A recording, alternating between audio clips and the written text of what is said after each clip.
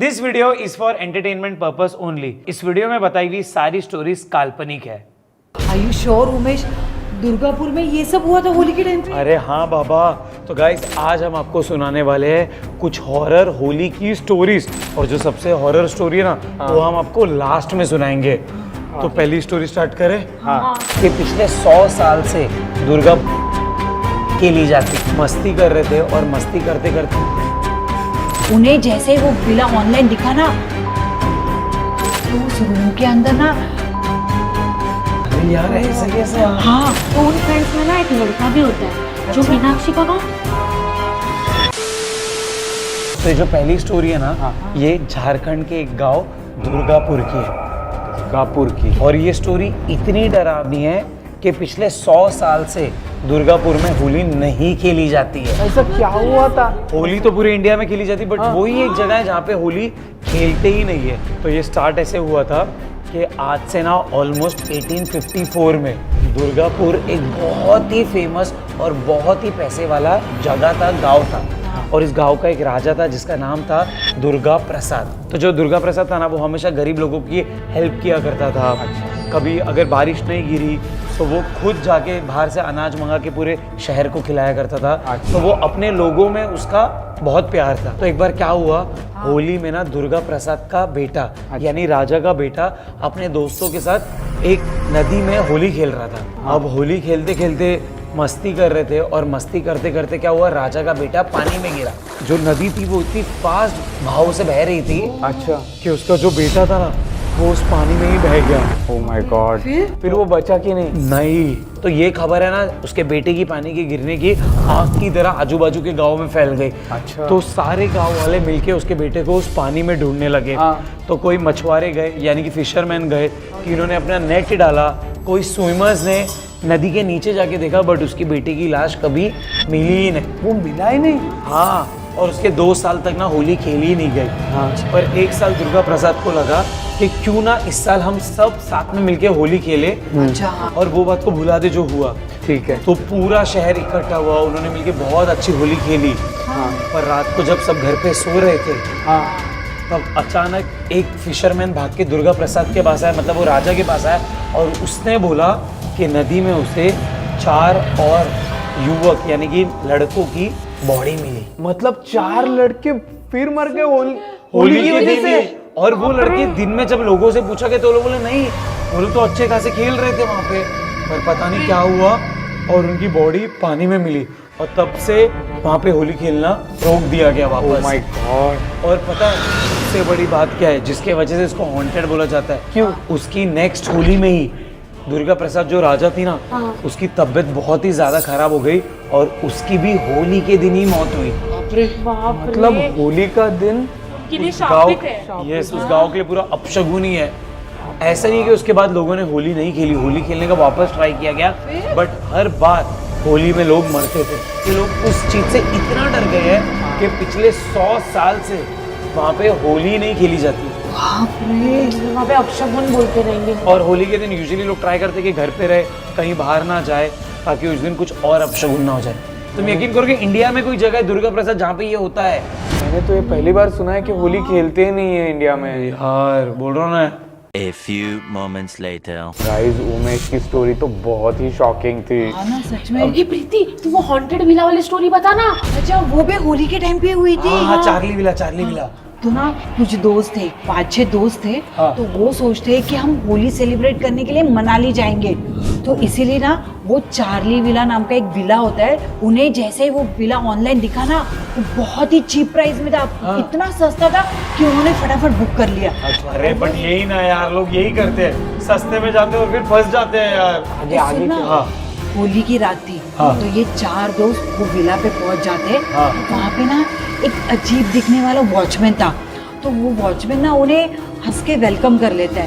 तो जैसे ही वो विला में जाते हैं ना तो उन्हें ना ऐसा लगता है कि उस विला में ना कोई और लोग भी है।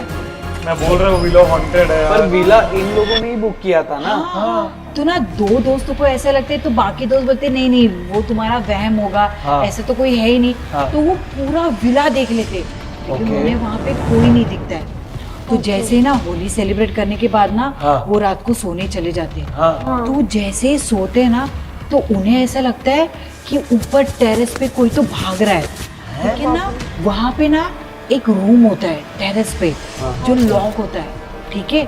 तो वो दोस्त ना सिर्फ उसे हल्का सा धक्का दे देते तो दरवाजा खुल जाता है। तो उस रूम के अंदर ना कुछ चीजें वहाँ पे रखी रहती है। अरे यार ऐसे कैसे? हाँ, बच्चे की कैसे रखी? वहाँ पे उसके टॉयज थे, कपड़े, धूल सी मिट्टी सब पड़ी हुई थी वहाँ पे। पुरानी मूंगी वो किसी ने नहीं हाँ, निकाली। अरे हो सकता है वो तीनों ही भूत बन के आए होंगे देखने के लिए अपना।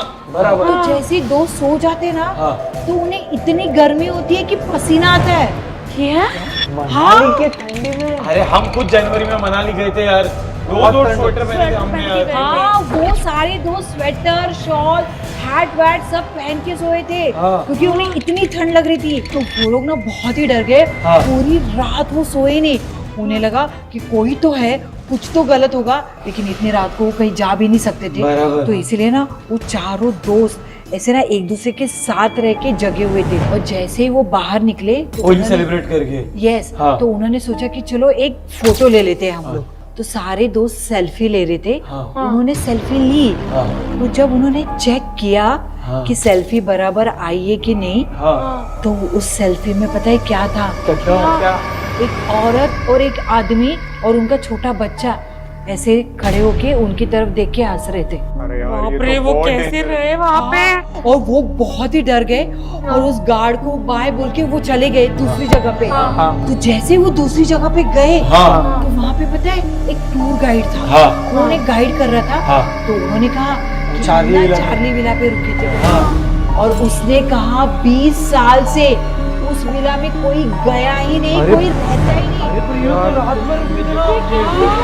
मेरे हाथ में तो गूज़बम्स आ रही है सुन के। संगीत तुझे मुझे चार्ली विला में जाना चाहिए और वो भूत को हमारे घर पे लाना चाहिए। कम से कम खाना वो तो हमें बनाने खाना के देगा, लिए। नाश्ता ढंग का। इधर रोज जली हुई रोटी, खराब चाय मिल रही है यार। एक काम करती हूँ, हाँ। मैं और अक्षरा तुम्हारा सामान पैक कर लेती हूँ, हाँ। ठीक है? तुम चार्ली विला में ही जाके रहो, ठीक है? नहीं संगीत तू जा, मैं नहीं जाता। तेरा ही आइडिया था। A few moments later. अरे ये उमेश कहाँ चला गया? से वॉशरूम आई थी। अरे हाँ अरे आया बाबा। मुझे लगा किसी ने तुझे पकड़ लिया वहाँ पे। यार मैं तो चार्ली विला वाली को ढूंढ रहा था कि कुछ काम दे दे। अरे जिना तेरे पास भी तो स्टोरी है ना वो मीनाक्षी की। हाँ, मीनाक्षी नाम की ना एक लड़की थी। तो वो ना मायके में अपने फर्स्ट टाइम आई थी होली सेलिब्रेट करने के लिए। ओके। और मीनाक्षी का पहला होली का त्योहार था। तो उसके सब फ्रेंड्स भी आए थे उसके साथ। तो उन्होंने डिसाइड किया कि हम घर के पास किसी चौराहे में वो सेलिब्रेट करने के लिए जाएंगे। तो वहाँ पे सब एक दूसरे को कलर लगाते रहते हैं। तो उन फ्रेंड्स में ना एक लड़का भी होता है जो मीनाक्षी को ना बहुत ही अजीबोगरीब तरीके से कलर लगाते हुए रहता है। तो मीनाक्षी को उसका बिहेवियर कुछ ठीक नहीं लगता है। क्या रहा था वो? क्योंकि वो ना कुछ को अजीबोगरीब तरह से के गाल को टच करता है और कुछ तो मंत्र बोलता रहता है। तो ये सब फंक्शन होने के बाद मीनाक्षी अपने घर चली जाती है और उसके साथ उसके फ्रेंड्स भी आते हैं। तो अपने फ्रेंड्स को बोलती है कि वो जो लड़का था वो कौन था, वो इतना मिसबिहेव कौन कर रहा था। तो उसके फ्रेंड्स बोलते हैं हमारे साथ तो ऐसा कोई लड़का था ही नहीं मीनाक्षी। बाप रे।